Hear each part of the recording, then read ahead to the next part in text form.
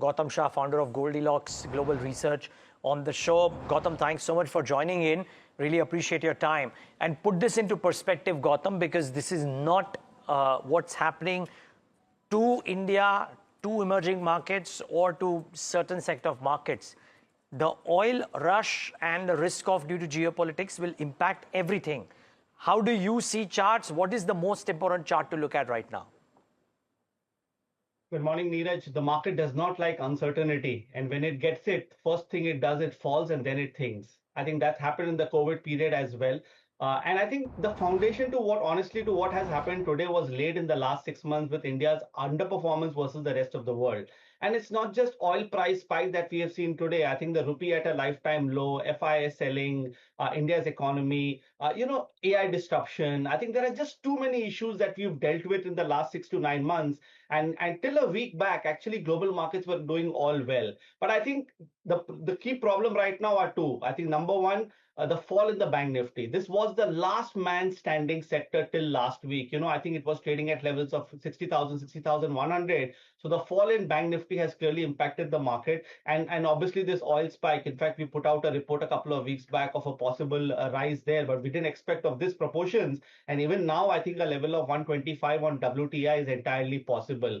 There are still no signs of bottoming out. I think 23,800 is the line in the sand level that we have been putting out in our reports. We are right there. If this number were to break, which I think is highly likely, we could potentially go all the way down to the last year March April lows of about 22,000. So I don't think one should keep the shopping list ready as yet. The market is beyond fundamentals right now. Let things stabilize, let the world stabilize, and I think we will go back to it. But right now, with none of the sectors setting up well on the charts, this is still the time to stay away and be conservative. Don't keep the shopping list ready. This is actually reinforcing, Gautam, incidentally, what Neeraj was presenting earlier, which is that there is a significant destruction in the past that has taken place. It is much longer than the 68 or 70 days that we've seen in the latest correction. So, but having said that, Gautam, at the center of all of this is crude oil prices. And I wonder if at this moment, with the kind of actual destruction that you're seeing, oil depots, all of that, the route getting closed off, is there sense looking at the technical levels as they stand with crude at Brent crude at close to $120 per barrel? If so, what are the key levels you're looking at? Technicals is the only thing that will help you in this environment, to be honest, because fundamentally and based on common sense, you cannot trade this market or invest in this markets. I know if you're a value investor, you might say that my outlook is 10 years and therefore a lot of stocks might be lucrative at today's prices given the crisis. But I don't see that, from that lens, from a charts perspective, because things are still quite negative. Yes, oil has been a problem. And I think with this spike today, India is facing it. Markets understand it. And that's why it's reacted the way it has. And I think from a charts perspective, I do believe there is potential for another 10-15% upside. As I said, towards a NYMEX crude level of about 125, 130. But it's very difficult to say where things are going to stabilize. But there is a problem. Let's accept it. We've seen what India VIX has done. After a long time, we are seeing VIX at levels of above 20. And the point that I have made multiple times in the last 6 months, there is no leadership. IT is in a big mess. Reliance refused to participate. And now the banking index, has come under serious selling pressure. So apart from metals and PSU, non-banking PSUs that we continue to like, I think the entire market is still weak. Where would you then look at patches of safety, Gautam, if any? Because clearly this is, like you said, don't get your shopping list ready, but this is definitely not a panic sell space, is it? Or should investors right now who are watching you look at loosening up positions? No, I don't think this is a time to loosen positions, and get panicky, because I think a large part of the downtrend has already played out. The Nifty is correcting today. Mind you, the micro cap index and the small cap index have been in a bear market for the last 15 months. So I think if at all you want to buy something today for the next 2 to 3 years, go buy a basket of quality small caps and quality micro caps. I think that's where the opportunity is, not in the top 100 and 200, which has only now come under pressure. But the three spaces where I think one can hide, and I think that's been my view for a while now. Number one, metals. I think the entire metal space will continue to outperform. Till last week, the metals index was near a lifetime high. That's enough testimony of outperformance, and I think it's going to get better, both the ferrous and the non-ferrous side. Secondly, the entire PSC basket, where I think there is a lot of value with the dividend yield kicking in, nothing to do with foreign policy, and government stance very clear. Very good technical ratio charts as well. So that's one space that I like. And selective healthcare names. So I think this is the third basket that we like. Apart from these three, I think everything looks quite negative. In fact, I'm tempted to believe that the FMCG index will see a lot more downside. I think the auto sector is setting up for a 15% downtick from current levels. So things are looking quite negative on many newer sectors as well. What about banks, Gautam? Your blue chip, private sector banks? They were overowned all along. You can keep building a case that they are great companies. Yes, they are great companies, but they haven't performed in the last 6 to 9 months. We have a problem. I think we need to address that. We need to accept that. I think a lot of market participants don't want to accept the problem that we've been living with for the last 12 to 18 months. I think the Bank Nifty has corrected only for 6 days. It's been very new, very fresh, this correction that has taken place on the Bank Nifty.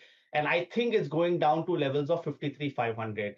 Just couple of days back, the private bank index has actually broken down. We put it in our big picture report yesterday. So I think there is a lot more downside for the top private banking stocks as well. So 53,500 is my number on the Bank Nifty. And only then I would be looking at any sort of bottom fishing. Gautam, in which case you are effectively telling that 23,800 on the Nifty will not hold because Bank Nifty has disproportionately large weightage on the Nifty. And it doesn't seem like IT is going to get back in a hurry because of the AI trade, etc. So that's 40% of the index virtually ruled out. You expect lower levels for the Nifty then? Absolutely, Neeraj. I think that's been my stance for the last few months. We've been very cautious. 23,800, I think, is a very important support. But I do believe if you do sum of part analysis, which you just did in terms of IT, Reliance, and banks, I'm tempted to believe that 23,800 will eventually break. There is a possibility of some pullback rallies from time to time. That's fine. But if 23,800 breaks, there is nothing till about 22,000 on the Nifty. So gradually over a period of many weeks to many months, you could even see that number. 23,800, Gautam, even as we're looking at the screen, has been broken. So therefore, what you're saying is, so the question that I would ask, therefore, is the time frame. You've identified that time frame. I think, can you repeat that? And would you accelerate that time frame, considering that we've already broken below that 23,800 mark? See, all of that's happening in the markets right now is evolving. So let's give it a day or two before we can actually confirm that 23,800 has been broken. And in today's world, everything happens fast. We saw the gold and silver rally happen super fast. Now, what oil has done in the recent past, what base metals did last year. So if it has to happen, if the fall has to happen further, I think it's going to be really fast because now the top 100 have come under pressure because of all these factors, that we are talking about. I hope that by the end of March, things resolve by itself. If all of this were to happen over the next couple of months, and we then start factoring in the April results, is probably the most optimistic scenario in my mind. Gautam, I'm wondering, I'm sure you're looking at a lot of charts right now. You talked about what you're seeing on crude. What about other asset classes? Gold, dollar, rupee. Are we all seeing a panic kind of a situation on all fronts right now? Everything in free fall? Well, we've seen a big comeback on the dollar index in the last 10 days. So I think that's a very a clear message from the market that it is concerned. And I think the rupee, dollar is probably going to levels of 94 eventually is what it looks like. So again, there is a problem and there are still no signs of bottoming. But till last week, if we remove what has happened in the last couple of days, global equity markets continue to be in a massive bull market. Let me just mention that very clearly. The European ETF, the Asian ETF, some of the top stocks in the market. People are talking about the weakness in Korea today, but look at what Korea has done in the last 9 months. Look at what Taiwan has done in the last 9 months. Look at what Brazil has done in the last 9 to 12 months. So we've already seen massive uptrends. I still believe that globally we will remain in a bull market, notwithstanding this current crisis. Unfortunately, India was not a party to that bull trend that played out and continues to underperform. But hopefully, once things stabilize over the next 5, 10, 15 days, which we are all hoping, I think global markets will definitely make a comeback. I don't see a case for major global market weakness from these levels. Okay. Gautam, thanks so much for taking the time. And as we say goodbye, I hope that you're staying safe, because you are joining us, of course, from Dubai. And please do continue to stay safe. Thanks so much for taking the time.